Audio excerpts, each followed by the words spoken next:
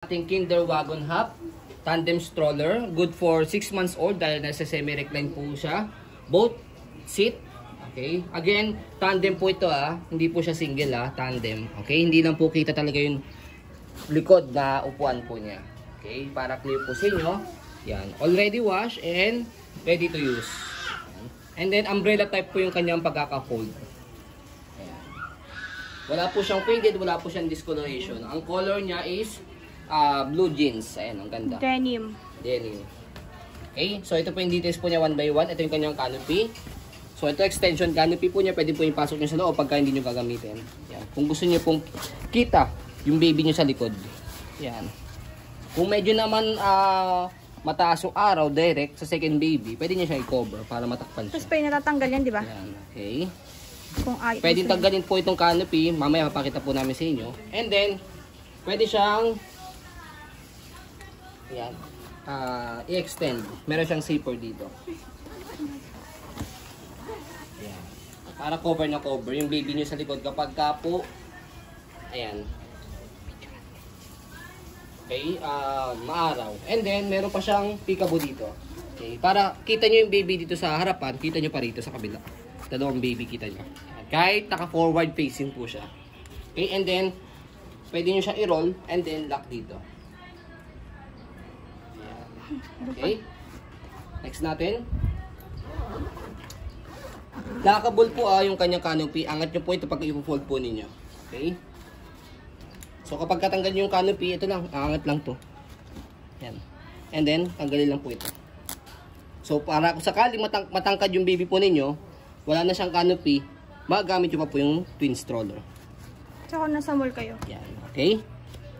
And then, ito yung kanyang higaan. Upuan, dalawa. 5 harness, safe na safe si baby, wala po yung putol. Ayan.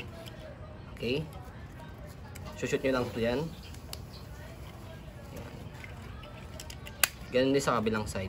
Wala po yung putol. Ayan. Okay. So makikita nyo may tatlong butas siya rito. So depende po yan sa laki ng baby po ninyo. Kapag 6 months old, 1 year old, 2 years old, o depende yan again sa laki ng baby po ninyo. Kilo. Sa tangkad po niya. Same sa kabilang side, wala po siyang putol. Yan. Yung pagkakasemi ganyan. Okay.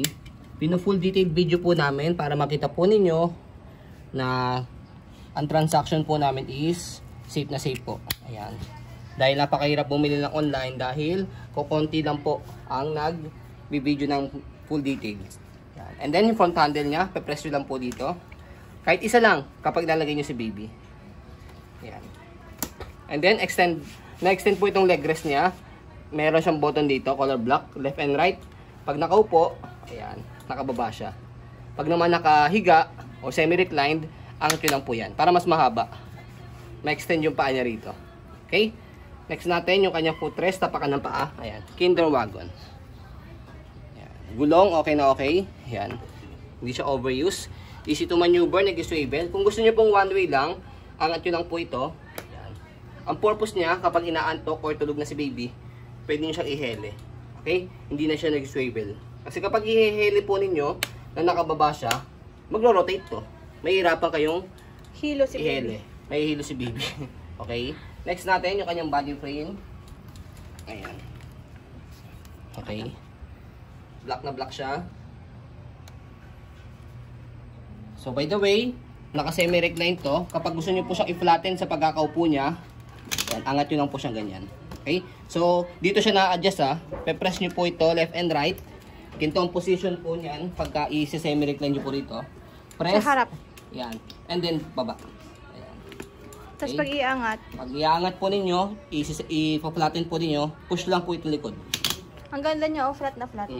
Compare sa iba mga normal stroller, halos naka-semi-recline siya. Siya flatten. Kaya, mas comfortable ang baby kapag po gusto niya nakaupong-upo siya. Ayan. So, kabilang side na body frame. Yan yung kanyang details. Okay, kitang-kita, wagon na yun. Nililinis po namin. So, by the way, ito, footrest. Footrest yan, tapakan ng paa for second seat. Ayan. And then, yung kanyang basket. Wash din po yan. Yan. Kaya gagamitin nyo lang po ito. Model Hub. Yan. Kinder Wagon Hub. Then next, sa likod. Ay, tuluan. Sa likod, yung gulong niya. Ayan, okay na okay din. So, naka-go siya. Pagka i-stop nyo po siya, tapakan nyo lang po dito. Isa lang. Ayan, isa lang. Okay? Kasi naka-cable na po siya. Naka-connect niya siya. Okay? And then, sa second seat, pag iupo naman po siya, nasukunsi meron dito press, and then pull. Ayan. Okay? Uupo din siya. Hanggang sa pinakasagad po ninyo. Para upong-upo siya. Patingin. Upo din pala siya. Go. Yan, upong-upo siya. Okay? And then kapag kahihiga, same lang din, press. Press lang to, tapos pull down. Yan, hindi nyo nakahawakan to, pull down nyo na lang to. Ayan. Okay? Again, press, tapos hatak. Ayan. Okay? So, goods po ito para sa mga medyo pitit or pitit na baby. Ayan, dito. Okay? Okay, hindi siya pwede sa sobrang laki o sobrang taba. Okay? Kasi medyo semi-lightweight po siya.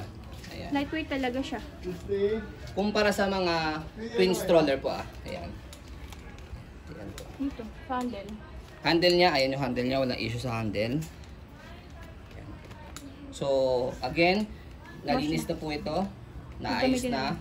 Para gagamitin nyo lang po. Sa canopy, by the way, sa loob lang naman siya, wala siyang problema. Can-affect na performance ito.